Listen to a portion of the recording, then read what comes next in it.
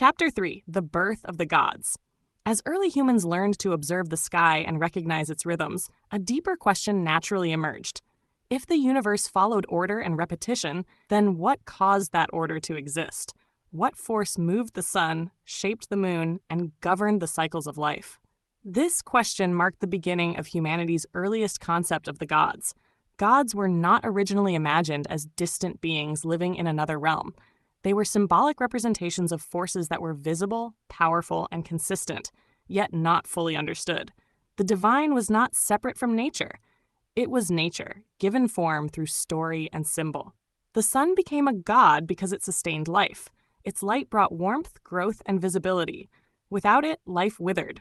To honor the sun was to acknowledge dependence on its power. Solar gods across cultures represented vitality, authority, and order. The moon also took on divine meaning. Its changing phases reflected the rhythms of life: birth, growth, decline, disappearance, and return. Lunar deities were associated with fertility, time, intuition, and transformation. The moon did not dominate. It guided. Storms became gods because they demonstrated overwhelming force. Thunder, lightning, rain, and wind brought both destruction and renewal. These forces could not be controlled, only respected. To name them was to recognize their presence and influence. In this early stage, gods were not moral judges. They did not reward belief or punish doubt. Instead, they represented natural law. Harmony with these forces brought stability. Ignoring them brought imbalance and hardship.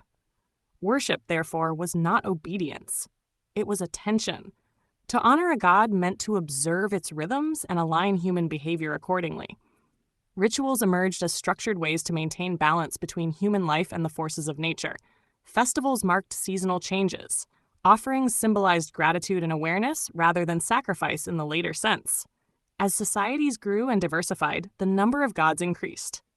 Different aspects of life, agriculture, war, healing, fertility, wisdom, were given distinct symbolic forms. This did not mean people believed in separate competing powers. It reflected an understanding that reality itself had many dimensions. Pantheons mirrored social organization. As human societies developed hierarchies, divine systems reflected similar structures. Gods gained family relationships, ranks, and domains. These stories helped communities understand cooperation, conflict, and balance through symbolic narrative. Myths describing divine unions symbolized the joining of forces.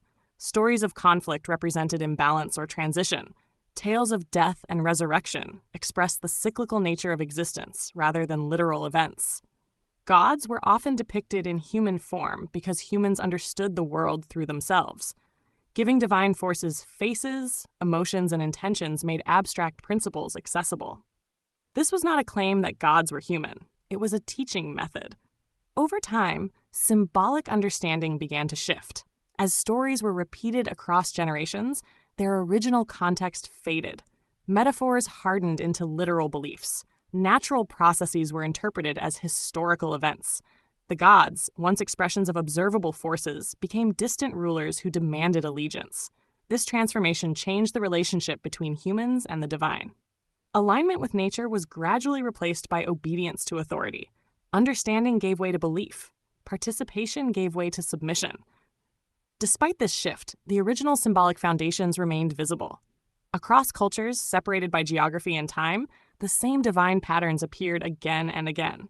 Solar gods rose and fell. Lunar deities governed cycles. Storm gods ruled chaos. Death gods oversaw transformation. These similarities were not coincidence.